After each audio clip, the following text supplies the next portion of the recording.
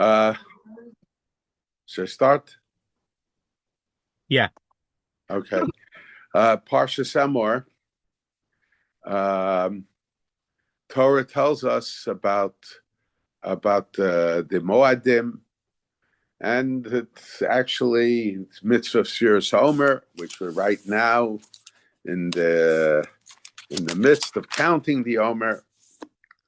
And when you look at the mitzvah of counting the Omer, so when you look at the mitzvah of counting the Omer, we say today is 1 day in the Omer, today is 2 days in the Omer, today is 3 days in the Omer, cardinal numbers. In other words, we don't say this is the first day of the Omer, this is the second day of the Omer, but we say this is 2 days in the Omer, this is 3 days in the Omer, this is 4 days in the Omer. As a matter of fact, it's brought down that there is always a shaila. If they ask you what day of the Omer is it, and you say, well, today is 5 days in the Omer, so whether you can make a bracha when you count the Omer, because it could be you already fulfilled the mitzvah. And it's mentioned that my uncle, the Rabbi, was asked the question. Somebody said, Heint is the erste Tag from the Omer, from Sefira. So the question was, can he make a bracha? And my uncle said that saying the erste, the first, that's not a count. You have to say today is 1 day in the Omer. Today is 2 days in the Omer. Today is 3 days in the Omer.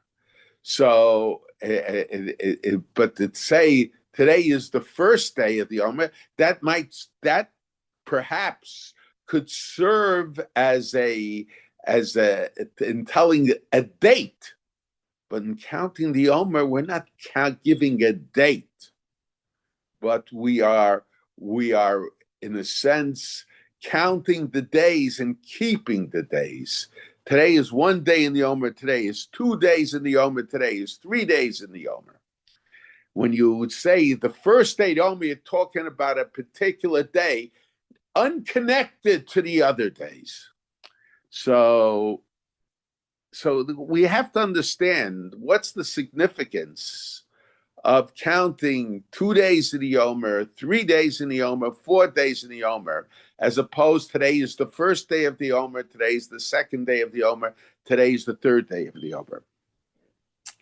Now, I've discussed in the past, but I want to add to it, when we focus on the holiday of Shavuos, and particularly the connection, the linkage between Pesach and Shavuos, so we focus on the holiday Shavuos, we see Shavuos is unique among the holidays in that Shavuos, on one hand, there is no reason mentioned in the Torah Shebechsav, in the written Torah, as to what historical event Shavuos is connected with. Pesach is certainly connected with the Yetzias Mitzrayim, with the Exodus from Egypt, over and over. L'man yedu dorasech, Begat vincha babur zasa Hashem li b'tzeisi mitzrayim. Sukkos l'man yedu dorasechem, that your generation should know that when I took you out of the land of Egypt, I took you in the sukkos, in booths, or in anane hakavod. So the Torah links these holidays with historical events. But when it comes to Shavuos, in the davening, we say, Zman Matan Torah Seinu.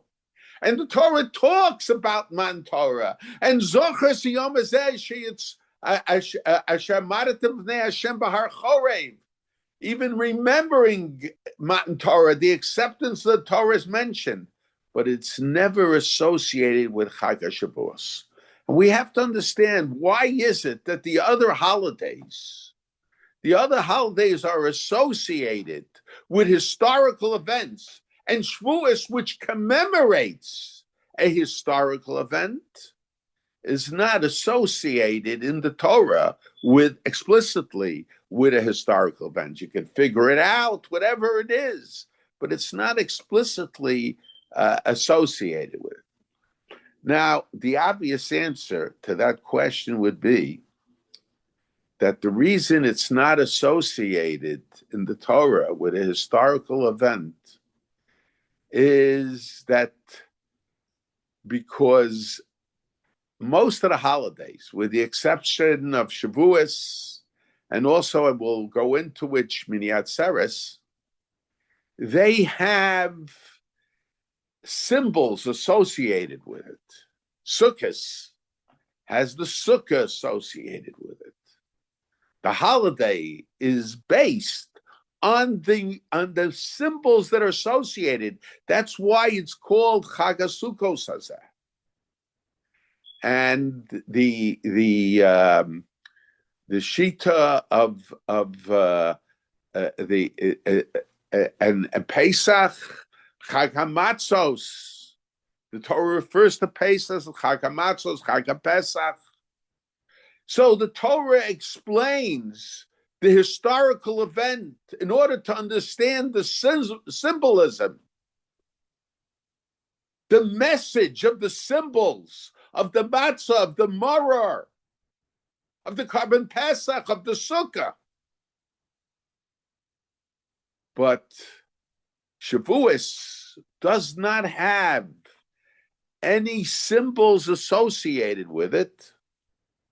So since it doesn't have symbols associated with it, the Torah refrained from explicitly telling us the historical event associated with it. But we have to understand, why is it that Shavuos does not have symbols associated with it?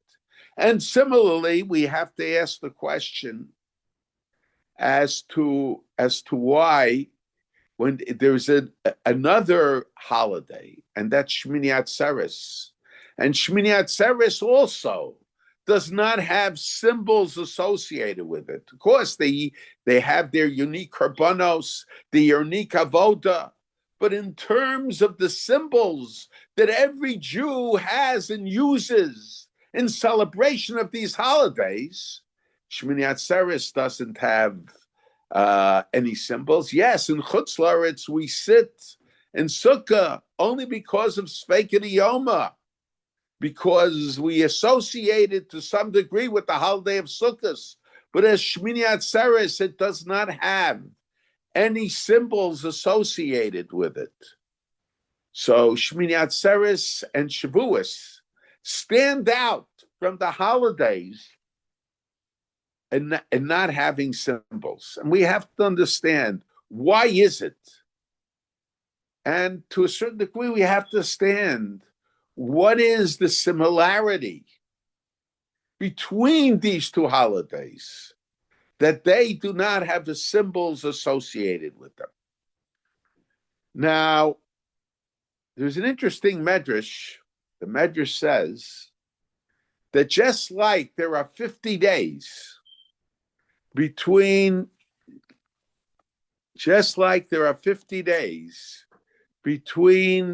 Pesach, between Pesach and Shavuos, there should have been 50 days between Pesach, between Sukkot and Shmini Atzeres. But the Torah, in a sense, did not want the Jewish people to have to track through the mud in order to return to Yerushalayim an additional time, because after Sukkot, immediately after Sukkot, is the rainy season. And of course, traveling to Yerushalayim would be very difficult under those circumstances. So therefore, the Torah made Shmini Atzeres on the 8th day following the beginning of the holiday of Sukkot. But in theory, there should have been 50 days, just like there is between Pesach and Shmini Atzeres. And in a sense, as the Ramban points it out, Shmini Atzeres, Shavuos, is the Shmini Atzeres of Pesach. Now we have to understand, what is the significance of 50 days? In other words, we're accustomed to understanding the 50 days between Pesach and Shavuos as based primarily and only on the fact that the Jewish people, because of the length of time it took between the liberation from Egypt and the receiving of the Torah. That's how we understand the 50 days, even though there are certain questions about that also. But if that's the case, so why does the Medrash say that there should have been 50 days between Sukkot and Shmini Atzeres also? Obviously, under those situation, would probably not have been called Shmini Atzeres. But the holiday of Shmini Atzeres should have been 50 days after Sukkot. What is the significance of the 50 days that we would have applied it to Sukkot as well, to Sukkot and Shmini Atzeres as well? And I think now when we find the number 50, we're significant halacha. Where do we find it? We find it in regard to the Yovel year. And in regard to the Yovel year, the Torah tells us that a Jewish Eved Ivri, a Jewish servant, who said, Ahavti es Adoni es Ishti es Vanai Loetzel Chavshi, I don't want to go free. So they make a hole in his ear, and he becomes a servant to his master Lolam. The literal translation of Lolam is forever, but we know that even under those circumstances, he goes out in the Yovel year, in the 50th year. So on one hand, 50, the Torah identifies with Lolam, which people could interpret to mean forever. So how is 50 symbolic or represent the idea of forever? And it's also significant, at least according to many Shitos, that just as we count Sefiras Haomer between Pesach and Shavuos, the Bezdin Hagadol used to count 50 years between the Yovel years. The discussion exactly how it's 50 is a machlokas, but the 50 is associated in passage of time in regard to the Yovel year, the Jubilee year. As well, 50 is associated clearly with the Sefiras Haomer. We count 49 days, and then we say the Kiddush or whatever you want to say of Shavuos. It becomes the 50th day. So there is a certain identification between the Sefiras Haomer, the 50 days that connect Shavuot to Pesach with Shavuos, and the 50 years between the Yovel years, between the Jubilee years. And I think part of the idea of 50 years is that 50 represents, the passage of 50 represents a new era. Each cycle of 50 years represents a certain era. And after 50, we are in a new era, a new period of time. And I think that perhaps this is the idea by Yovel Year. Each day, in a sense, 50, the number 50 represents a new era.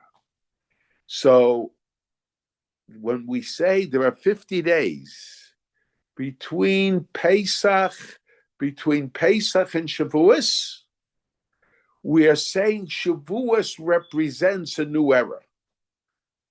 And the same thing, Shmini Atzeres should have been 8 days, should have been 50 days also, because between Sukkot and Shmini Atzeres, in the theoretical sense, we go from one era to another.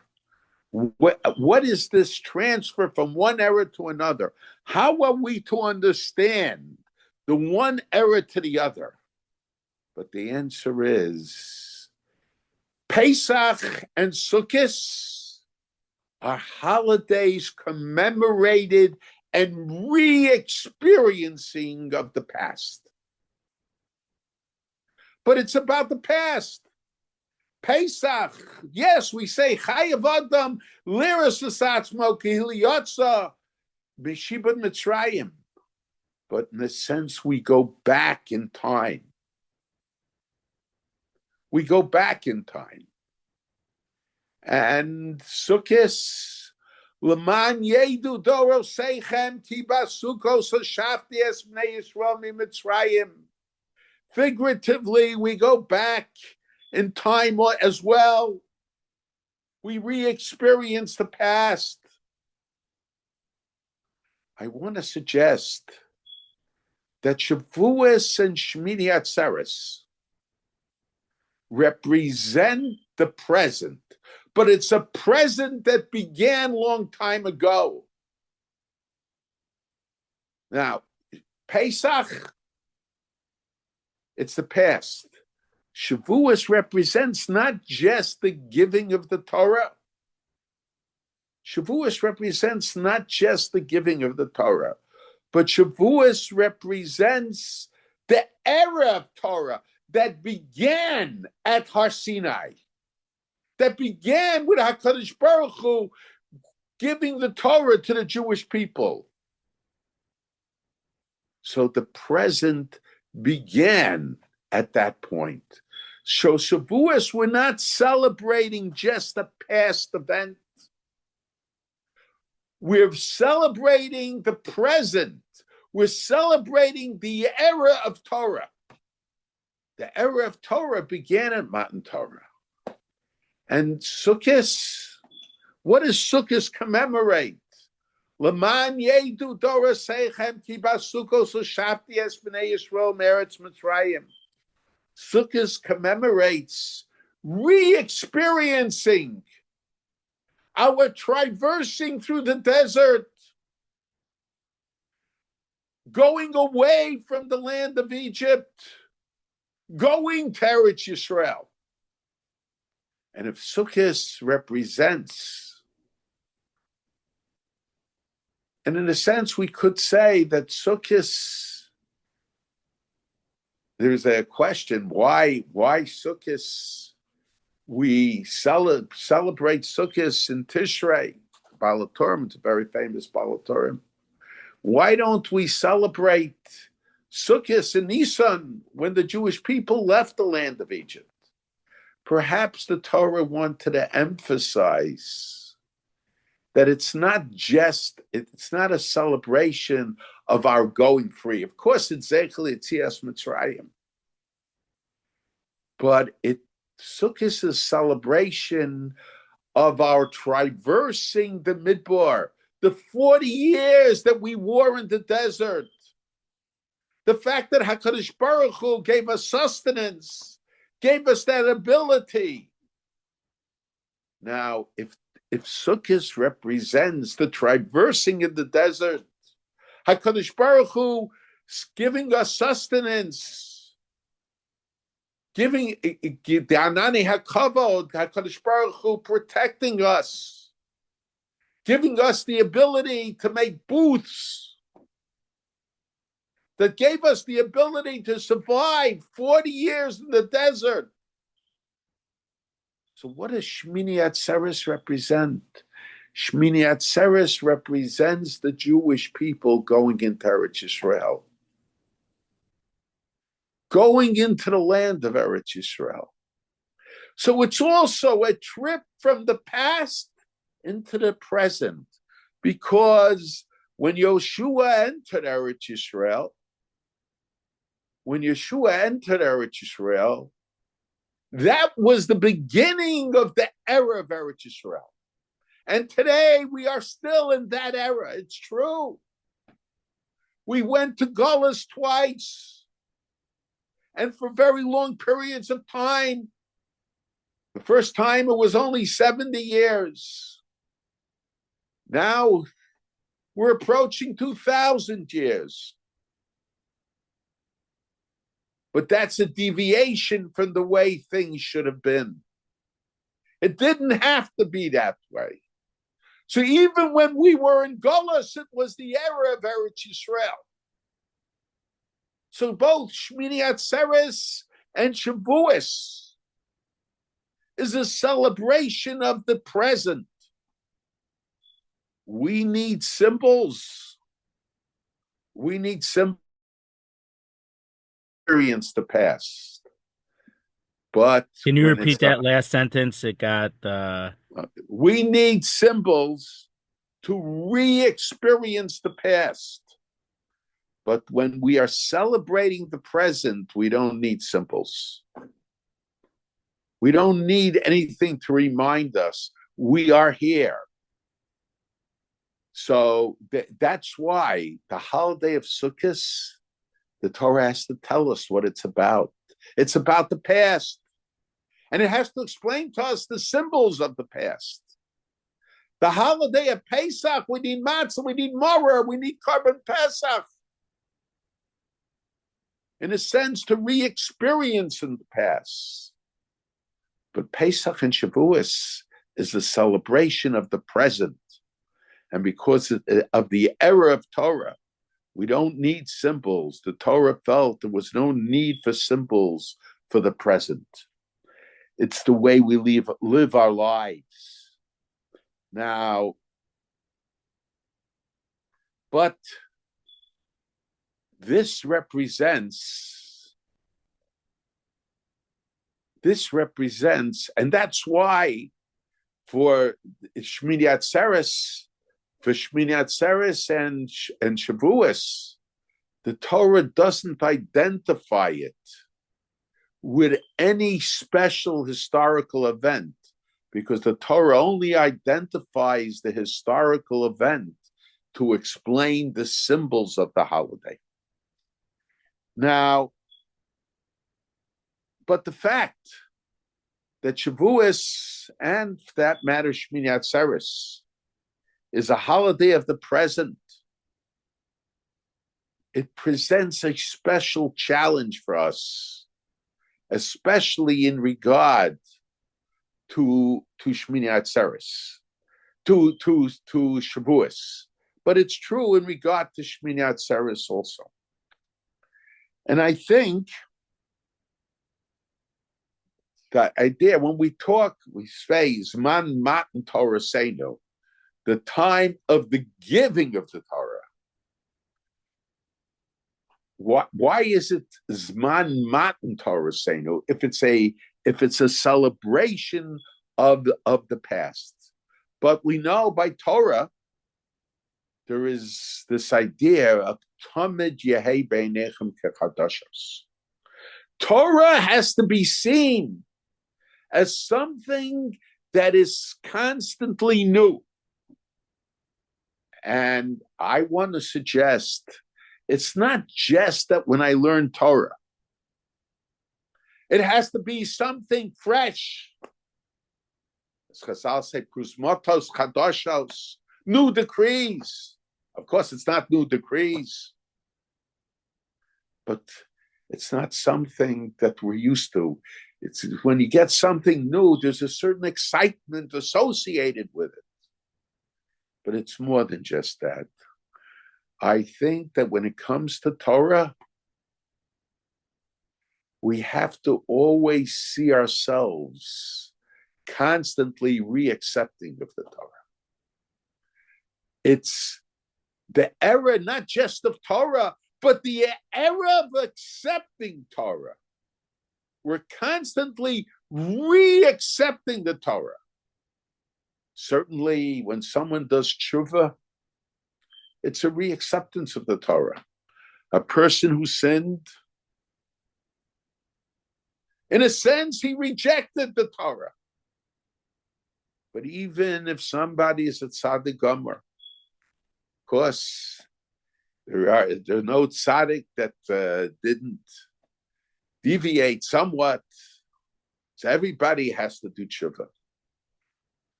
But just our approach to Torah, in a sense, we to a certain sense, we have to constantly, it's not only that we have to constantly have a certain fresh approach to Torah, but the Sinai experience, to some degree, has to be continuous also. The idea of this meeting between HaKadosh Baruch Hu and Klal Yisrael. I always mention the Ramban in regard to the Beis HaMikdash, that the purpose of the Beis HaMikdash was with the perpetuation of the Sinai experience. But that doesn't mean that when we don't have a Beis HaMikdash, we don't have to perpetuate the Sinai experience.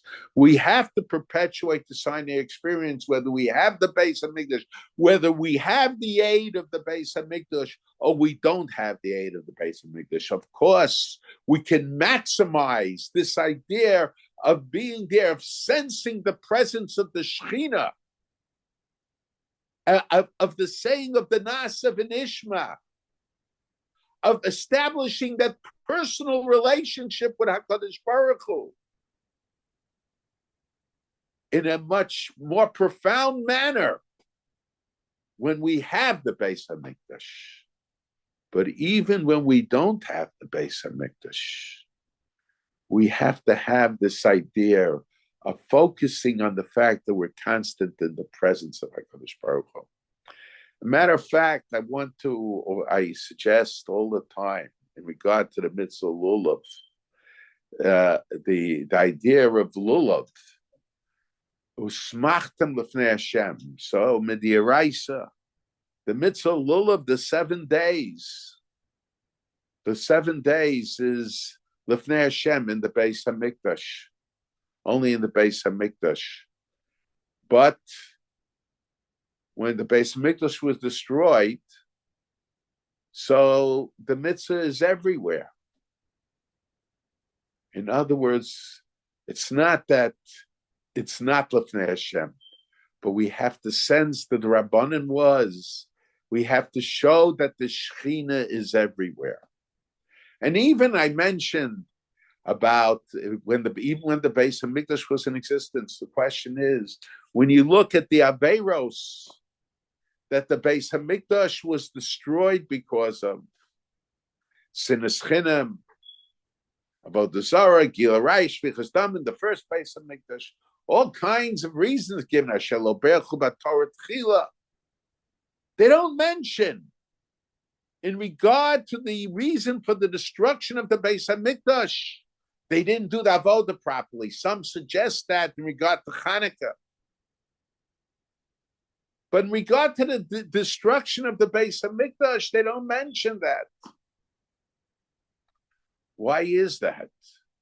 But the answer, I think, is that even when we had the Beis HaMikdash, our association, our connection to HaKadosh Baruch Hu could not be limited to the Beis HaMikdash. Perhaps going to the Beis HaMikdash, in a sense, was a recharge It helped us. But that meeting between HaKadosh Baruch Hu and ourselves had to continue outside the Beis HaMikdash. And the Jews, when they went to the Beis HaMikdash before the Churban, the years that brought about the Churban, it's not that they didn't want to have an association with HaKadosh Baruch Hu. But when they left the Beis HaMikdash, they left HaKadosh Baruch Hu in the Beis HaMikdash. The walls of the Beis HaMikdash, to a certain degree, mentally, in our minds, became HaKadosh Baruch Hu's prison. You know, sometimes, today is Mother's Day, and there are people who understand that Mother's Day, they have to show their appreciation to their mother. And it's Mother's Day, but the proper perspective today, the proper perspective is that every day is Mother's Day. Every day is Father's Day.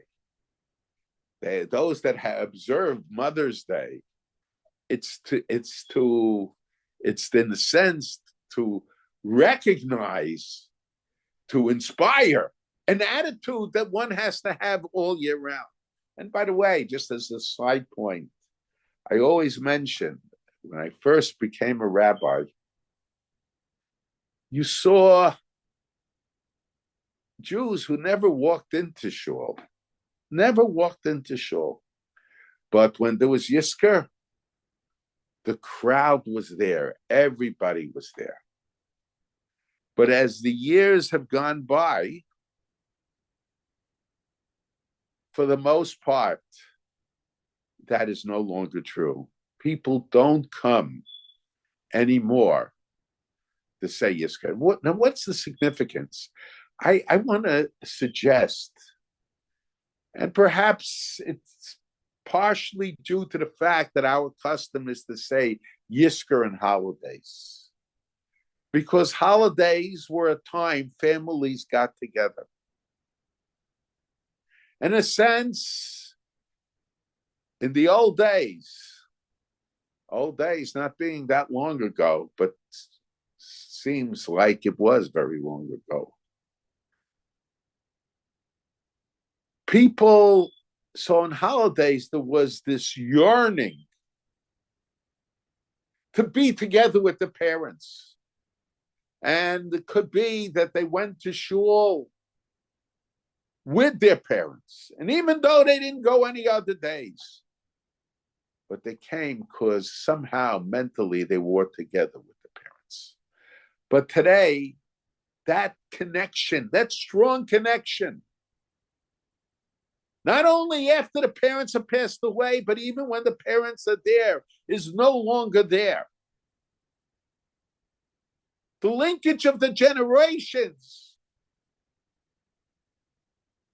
isn't there the way it used to be. And even among the religious families, the linkage of the generations is no longer there.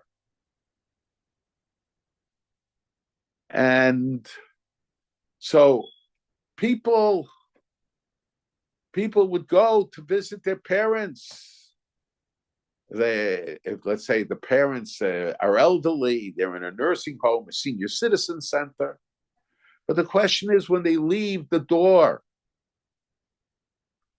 of their parents' house or the parents' residence, or wherever they are, does the walls of the senior citizen center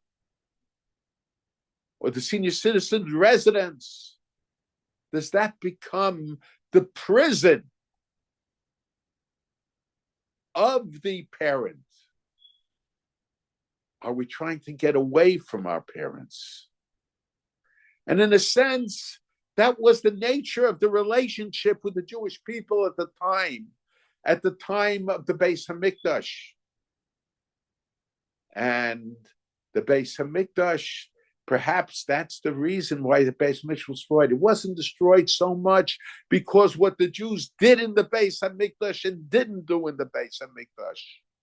The Beis HaMikdash was destroyed because what the Jews did and didn't do outside the Beis Hamikdash, because they were able to satisfy that need to have a linkage to God by going to visit God in the Beis Hamikdash, but not taking HaKadosh Baruch Hu with them when they left the Beis Hamikdash.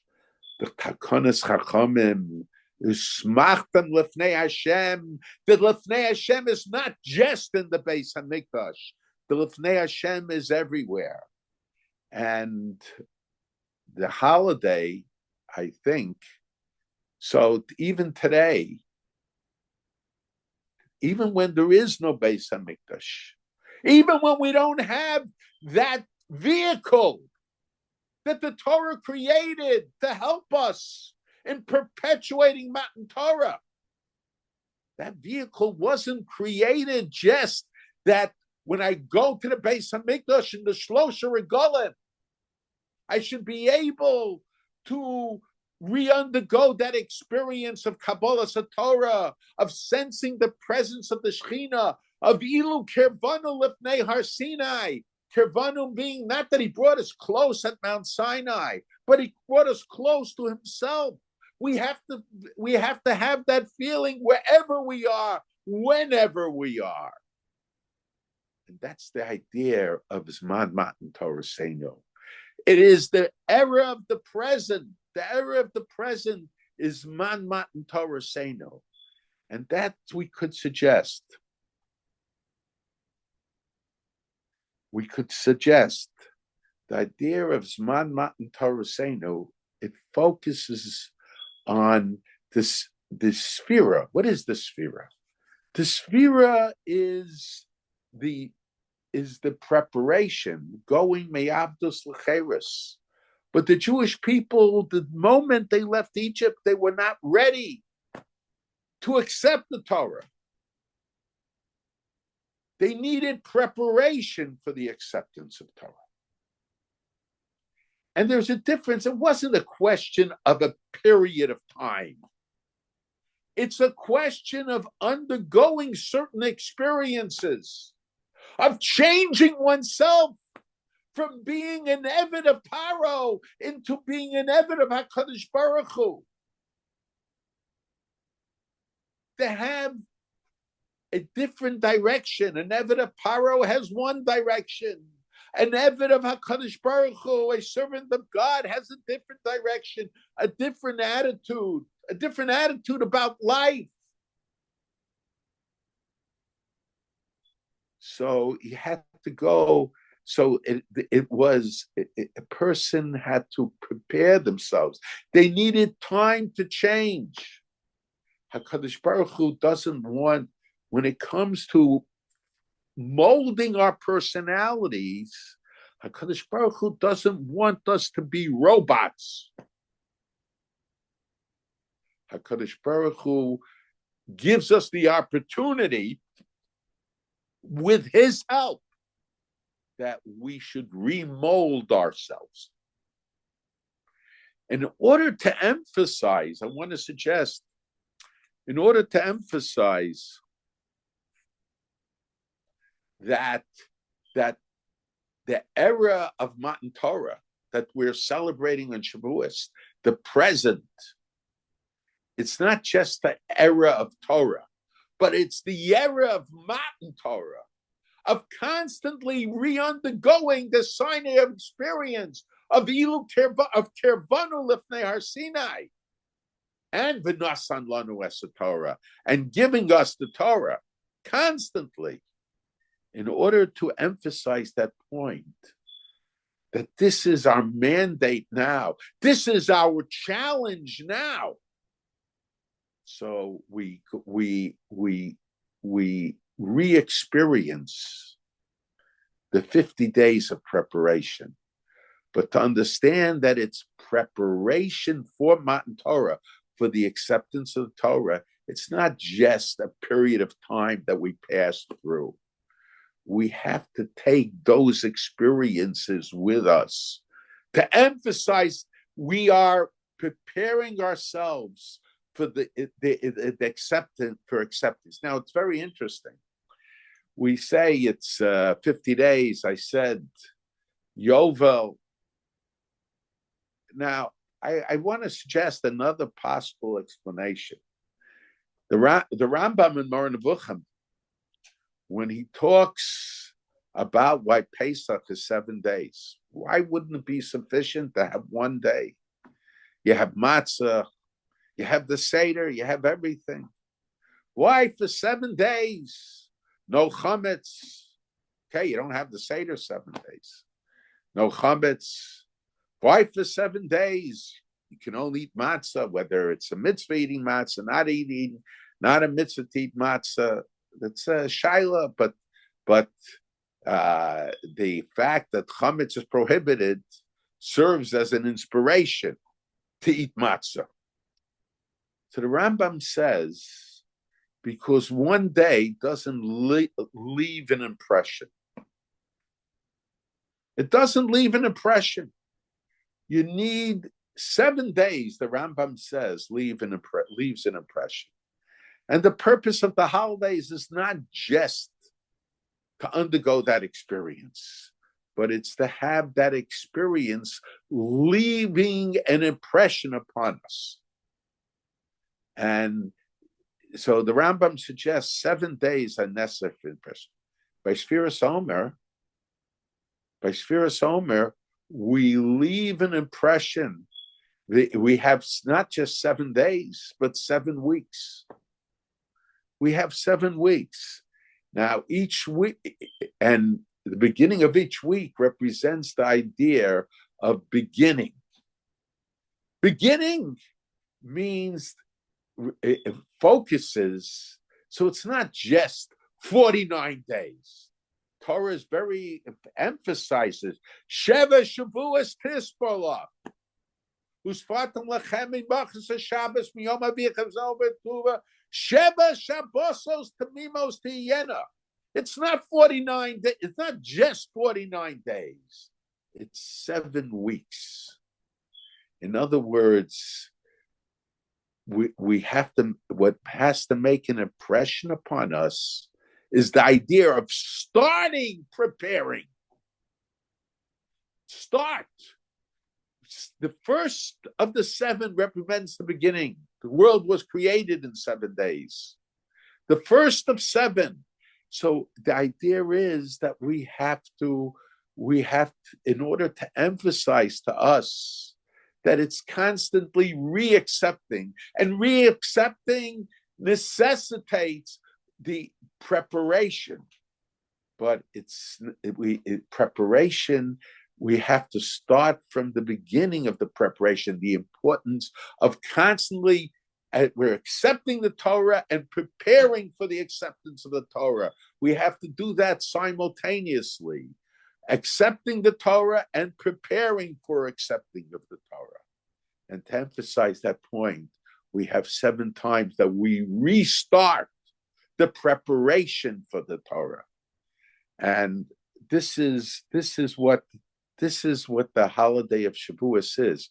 So we say Hayom Shlosha Yomim Bomer, Hayom Arba Yomim Bomer. It's not just passing through time; it's keeping the preparation. And when we keep the preparation, we're emphasizing that when Shavuos comes, we're not just celebrating that the Shavuos, which commemorates the era of Torah, is not just a celebration of having the Torah, but it's a celebration of constantly accepting the Torah, of Kervanu Lifnei Har Sinai, constantly Kervanu Lifnei Har Sinai v'nasan lanu es Torah. This is the idea behind Sefiras Haomer and Shavuos. Okay.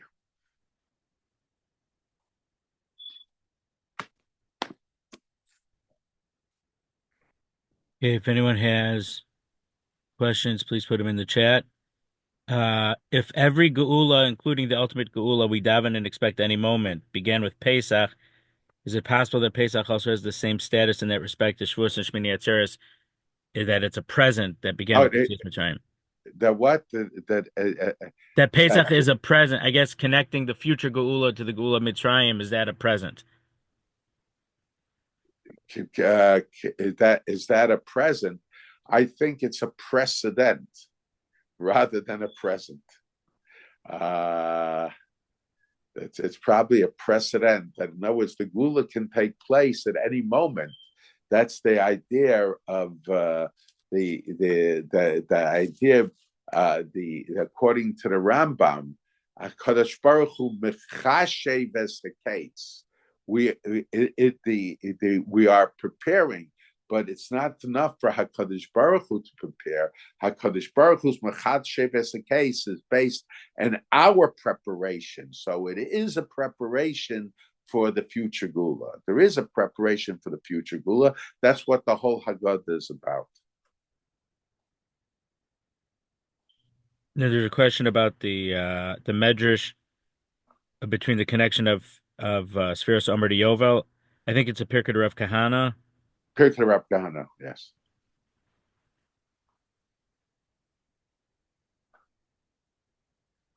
Yeah. Okay, nothing else in the chat. Thank you. Okay, fine. Okay.